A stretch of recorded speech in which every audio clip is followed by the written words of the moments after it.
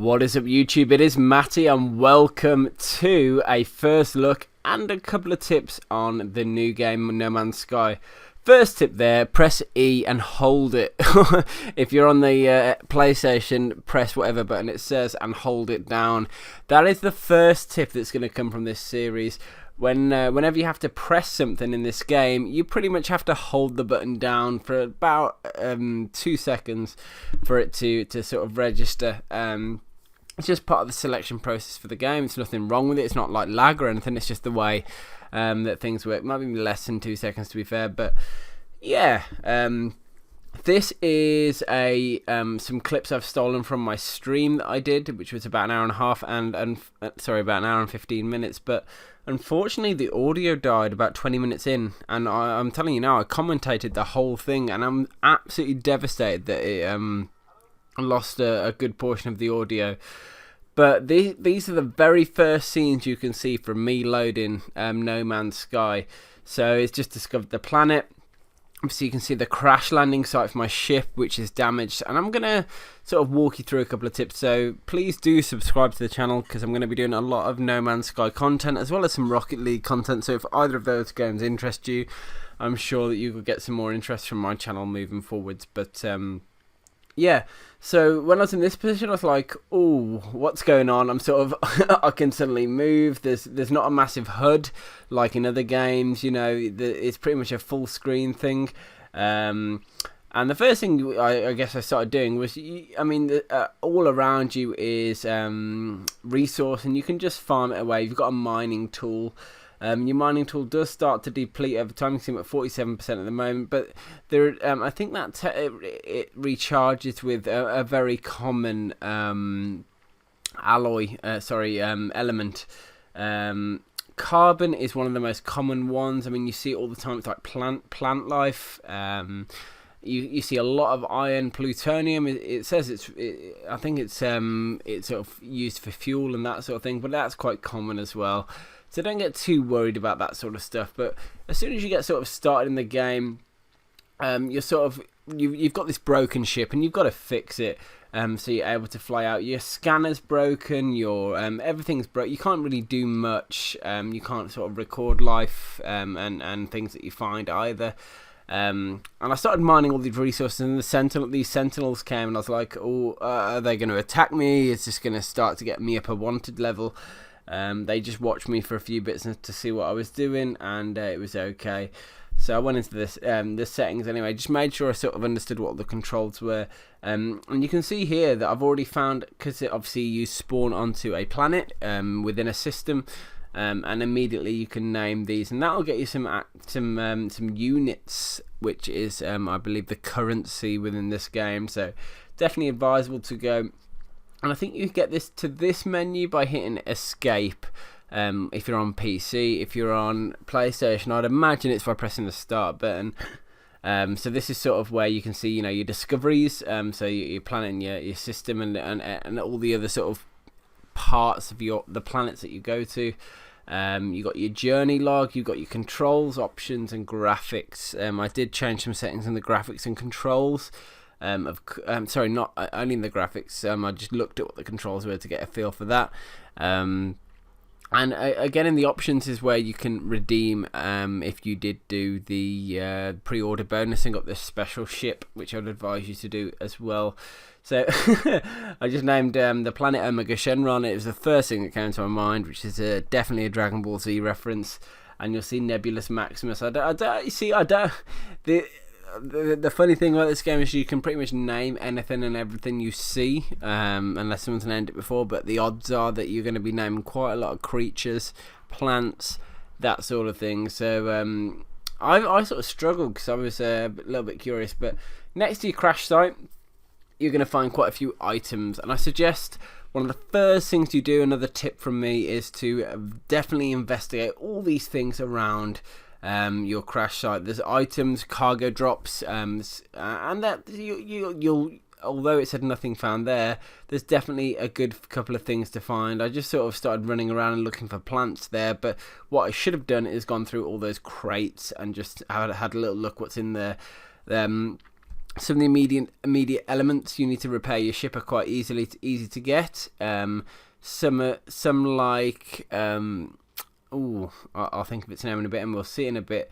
I had to do a bit of a walkie for, and I imagine that's going to be the same for most people. This is what you get by hitting tab. This is like the exosuit, so this is what you're immediately carrying, and what you've got to sort of recognise here is there's a few, you've got X amount of slots you can carry, and you can just start farming loads of different elements and quickly fill that up. Here I took an option to accept the Atlas guidance, which is going to give me a little couple of little hints as to where to go and what to find.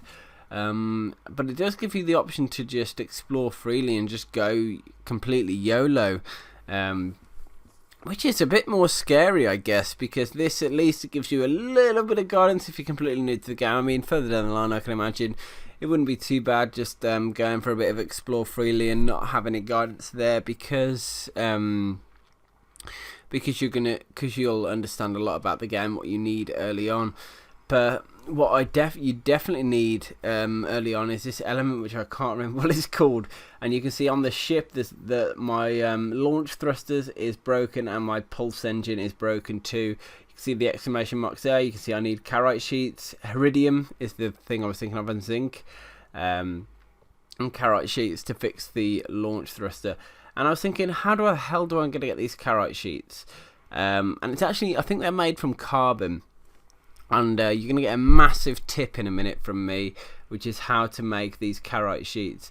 It's a little bit later in this video where you actually see me doing it, but in those free slots that you can see there for my ship, you actually get the opportunity to sort of make or forge sort of items out of your elements. So that's something that I didn't think about or didn't know about when it came to it. And this is where I'm sort of comparing ships, actually, because I'd got my pre-order bonus ship, so I was just trying to figure out a way to accept my new ship, and I did it in the end. Here you're going to see where I can see the craft product, which I was just talking about. So if I pressed E there, which I pressed the wrong button for a second, but when I go back and press E, I get to craft product. And I get to craft that carite sheet, because that's what I needed as part to repair my ship. You can see it used iron. I've had the 50 out of 50.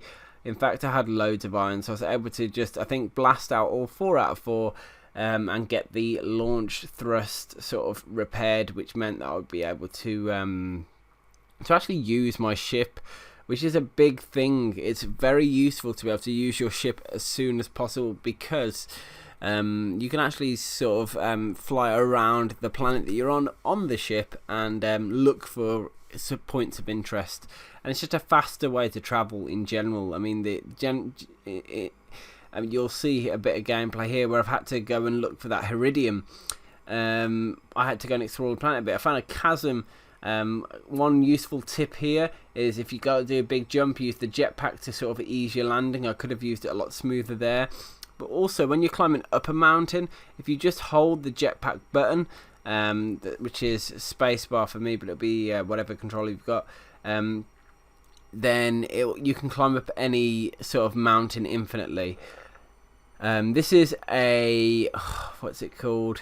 A monolith, where you can start to learn the alien language. So I learned the word rare there, you can see, which, if you find them, start to learn the language, because it means when your interactions come, you'll be able to interact properly with the alien creatures, because I guess for everyone on the planet you go on, you're going to interact with some aliens here and there.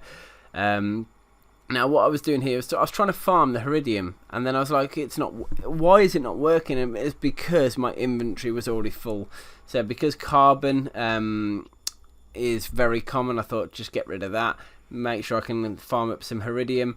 Just started blasting it out, and that's as simple as it is. You can see the Heridium source was huge, and in fact there was quite a lot on this planet. And when I was flying around on my ship a bit later in the game, there was quite a few. So yeah, quite an easy element to farm, really. You just got to take that initial journey and go and get it. You'll see here that I farmed too much of it, So I got full 250 out of 250, so much so that it took up a second slot. So I just dumped the rest there, which is something I advise. Managing your sort of space within your backpack at both the Starship and your exosuit are very important. It's very easy to just fill up the space with a load of rubbish, so you've got to just be very careful. And you can see this is the point where I actually hit that milestone and got my ship fully repaired. Once I got to that Heridium, my ship was ready to use. But then on my route to repairing my ship, I came across this sort of space station. No, it wasn't a space station. It was like an area of interest. So I went and had a little look over there to see what I could find. I knew I had to get back to my ship at some point, but I thought I'll just pop in, see what's in here. I had no idea what to expect. There was a save point which you just saw me go through, which was fantastic. So that was a nice thing to do. And then you'll see when I actually head in, it's my first encounter with that of another species, and here it is, an alien. I'd already learnt the word rare, as you know. When I was playing a bit later in this game, I discovered a couple more of these alien species. I discovered a few more words by then. Hadn't really got any further though, because both times the thing that the people wanted, I hadn't got, and I want to get into a position where, for example, now if I could have given him the Chrysonite, which I had. Now here's a tip for you. Anything in your exosuit, you can transfer it to your ship from wherever you are, but you can't pull it back from your ship. You have to be close to your ship to get it back. So I transferred it to save space to my ship, but because I needed it here, I couldn't actually get it back. So I never ended up giving that guy anything. I in fact lost the station. So that's another point. Be careful.